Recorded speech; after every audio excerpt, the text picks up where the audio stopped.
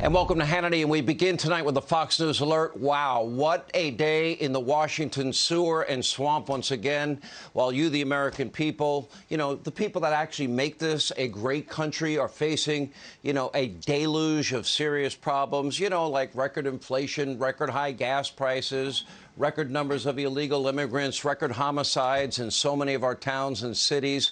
Well, the swamp creatures on Capitol Hill, they were busy with yet another anti-Trump kangaroo court and show trial where the outcome, as we've been telling you, has been and remains predetermined. It's been that way since day one. Instead of honest hearings on how to protect our institutions, our elected officials, to protect the people's house, the Capitol, instead of ever allowing riots like those that occurred in the summer of 2020 from ever happening again, we see nothing but blind, never-ending rage. What is seemingly an obsessive-compulsive cult-like rage against Donald Trump. Never ends. Now, clearly, Trump haters, for them, January 6th is just another excuse to smear Donald Trump, anyone who supports them. This is not about safety and security and securing the Capitol or getting to the truth. This has never been about having a fair and serious hearing and proceeding so we can come up with solutions.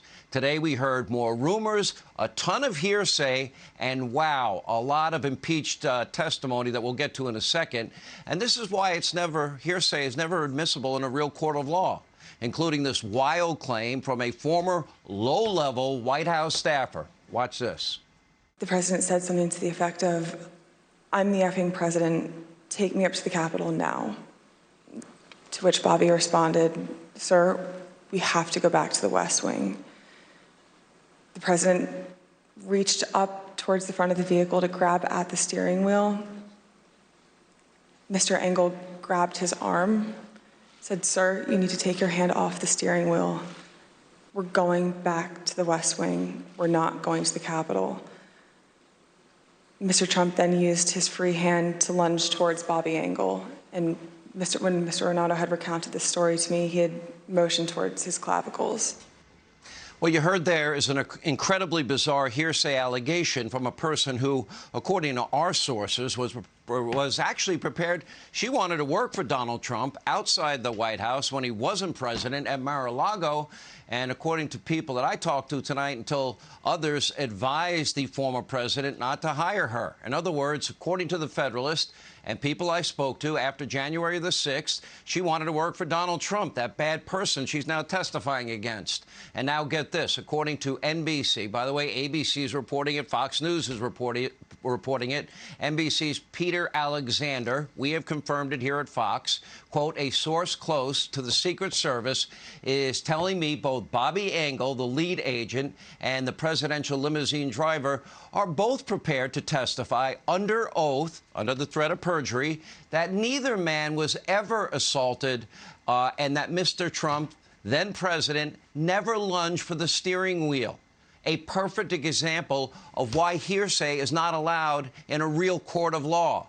Today, the so-called witness also claimed President Trump wanted to get rid of the metal detectors at the January 6th rally and allow armed individuals to attend. Today, President Trump flat out denied this claim and pointed out a simple fact: 0 guns were ever discharged by those that breached the Capitol or in D.C. that day. According to so many so-called journalists and the media mob, it was hyperventilating. Again, oh, we got him. Again, this time, Trump-Russia collusion. Oh, we got him. Let's impeach him. Anyway, they said this was a game changer. Wrong again. The January 6th Select Committee wrapped up a stunning public hearing. It was, we should make no mistake, one for the history books and a complete game changer. Only 25 or 26 years old, Cassidy Hutchinson exploded the lies and the myths that the Trump team have been perpetuating for more than a year now. This is an historic day. Our descendants are going to ask us what we know about Cassidy Hutchinson. That's a name that they will know.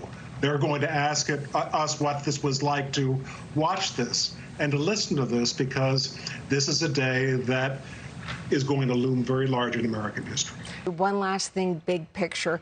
Liz Cheney began her final comments by saying, that we are in debt to Cassidy Hutchinson. I think America and democracy is in debt to this young woman. Oh, really? Just take her word for it. She wasn't even there. Hearsay witness. Sound familiar? Oh, that was the other impeachment trial. Now, amid all the anti-Trump glee, the media mob and this committee continues to hide several very pertinent, important, pivotal facts involving all of this. First, President Trump already faced a congressional investigation and impeachment over January 6th. He was acquitted. Second, Biden's inspector general for the DOD also investigated Trump's DOD and their response to January 6th. And guess what? They found zero wrongdoing.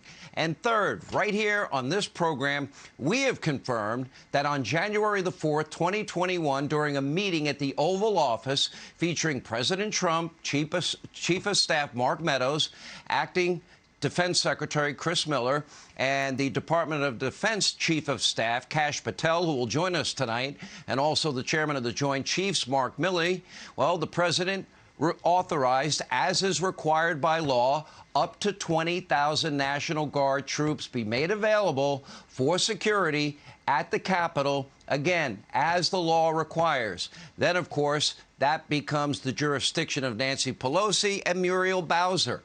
Now, four of the individuals in that meeting have confirmed all of this on camera, that the security request, in fact, took place. Interesting for a guy that wants to start or initiate some type of coup, that he would be authorizing 20,000 troops to prevent any trouble. Take a look.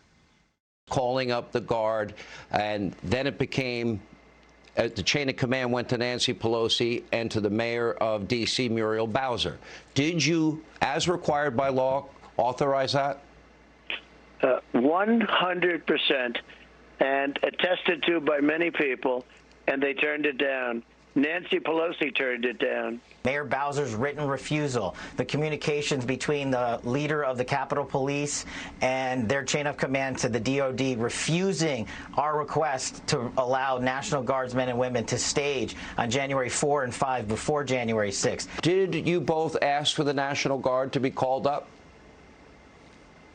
Without a doubt, Sean, we've made that very clear, not just once, but on numerous occasions.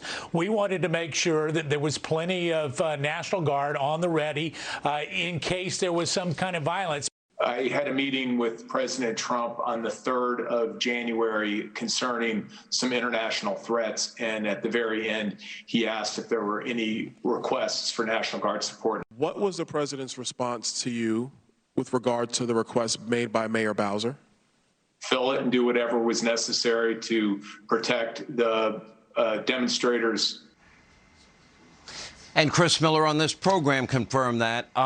Two of the four that were in the room actually testified before the committee and told the January 6th committee this. So why would President Trump make the request if he wanted the Capitol to be breached that day, 2 days beforehand? Why would D.C. Mayor Bowser, in writing, and Nancy Pelosi refuse to call up the Guard? It's her domain. She's in charge of Capitol security.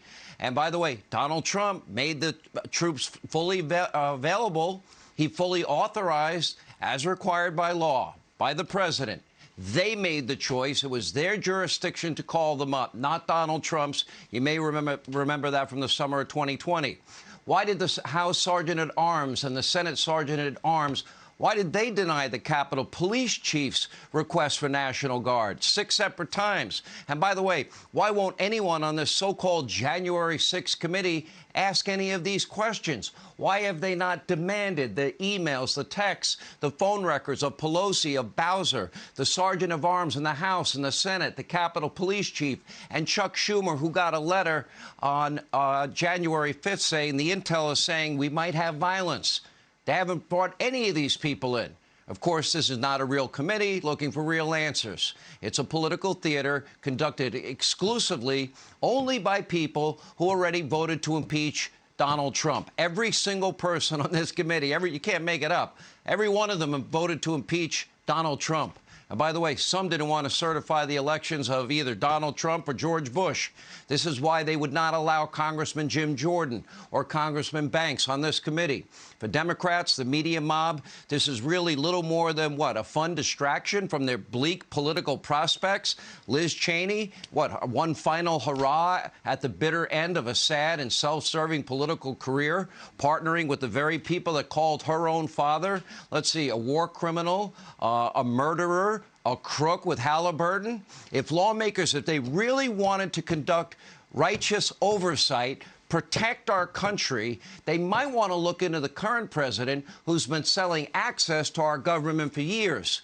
Now, you wouldn't know it from watching fake news, CNN or MSDNC or any of the networks, but Joe Biden, you know, he works in mostly in the fake Oval Office, it seems, not Trump. And a newly uncovered audio reveals that your president, Joe Biden, knew all about his son's sketchy foreign business ventures, for example, in China. We now have a 2018 voicemail. You can hear Joe's voice. You know it's him. He mentions a New York Times article about Hunter's deal with the so-called spy chief of China, tells his son that he thinks he's in the clear. Listen to this. Hey, pal, it's Dad. It's 8:15 on Wednesday night. If you get a chance, give me a call. Nothing urgent. Just want to talk to you. I thought the article, at least the thing online, that's going to be printed tomorrow in the Times, was good. I think it's clear. And anyway, if you get a chance, give me a call. I love you. All right, that was 2018. He's running for president in 2020, and he was asked over and over again and repeated over and over again that he never one time, not once, ever spoke to Hunter Biden about his foreign business dealings at all. You might remember. We have the tape. Take a look.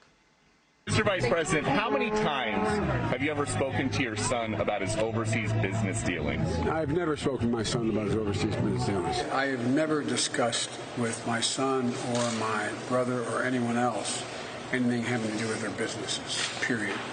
And what I will do is the same thing we did in our administration. There will be an absolute wall between personal and private and the government. Do you stand by your statement that you did not discuss any of your son's overseas business dealings? Yes, I stand by that statement.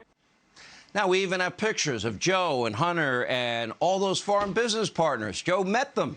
Where's that investigation? Joe Biden was straight up lying to our faces. He did it over and over and over again. And it's clear from Hunter's laptop from hell that Joe profited. And why, by the way, is this why Joe doesn't want to lift tariffs on China? Because they have him compromised? Hunter made a fortune? Is this why Joe Biden approved Vladimir Putin's Nord Stream 2 pipeline while simultaneously canceling the Keystone XL pipeline? Because Hunter made a fortune from a Russian oligarch? The media mob, the Democratic Party, they don't care at one bit. In fact, they don't care really about the corruption, the lying, the dishonesty, or real quid pro quos, or the violence in the summer of 2020, because they can't use it to bash their political opponents. It's that simple. Have you ever asked yourself why there's never been a committee to investigate all of those peaceful riots, 574 of them in the summer of 2020, dozens of dead Americans, thousands of injured police officers, billions in property damage? Where's that committee? A federal courthouse attacked every single night for months in Portland. A police precinct in Minnesota burned to the ground. Historic St. John's Church next to the White House lit ablaze. They don't seem to care about any of it. Why? Because it doesn't help them politically? They can't use it to bash Donald Trump one more time for good old fun? The media, D.C. politicians, were either silent about those riots or didn't want to anger their left-wing radical base. So they either were silent or they lied to us and said they were mostly peaceful, and we know they weren't, or they just outright encouraged it, like Kamala Harris did, by promoting that bail fund for rioters to get them out of jail and telling the mob that, listen, they shouldn't stop, they're not going to stop, they won't stop, we're not going to stop, and you need to take note. You need to beware. Where are those hearings into 574 riots in 2020? And while we're at it, where are the hearings about quid and pros and quos, especially the one with Joe? You know, you're not getting the $1 billion unless you fire the prosecutor that is investigating my son who's making millions without any experience at all. Apparently, Democrats, the media mob, were so outraged over Donald Trump's quid pro quo that didn't exist, but they ignored the real quid pro quo. You might recall. We're not going to give you the $1 billion. They said, you have no authority. You're not the president. The president said, I said, call him. I said, I'm telling you, you're not getting the $1 billion. I said, you're not getting the $1 billion. I'm going to be leaving here. And I think it was, what, 6 hours? I looked, I said, I'm leaving in 6 hours. If the prosecutor's not fired, you're not getting the money. Oh, son of a got fired. Son of a bee, they fired him. All I asked for is, all I did was offer to withhold $1 billion. That's a quid and a pro and a quo by Joe. Remember the media mob? Democrats accused Trump of Russia collusion. They lied for 3 long years. Turns out the only real Russia collusion was Hillary Rodham Clinton's dirty misinformation, bought and paid for dirty Russian dossier. The media mob and the Democrats then lied on the eve of the 2020 election, and they claimed without one shred of evidence, oh, no, this Hunter Biden laptop, it's all Russian misinformation, a complete and total lie. Everything they accuse Trump of, they are guilty of. Demagoguery rules the day inside this modern, really strange, really radical Democratic Socialist Party. But now with massive policy failures at home and abroad, their days in power are likely numbered, and actions always speak louder than words. Hey, Sean Hannity here. Hey, click here to subscribe to Fox News YouTube page and catch our hottest interviews and most compelling analysis. You will not get it anywhere else.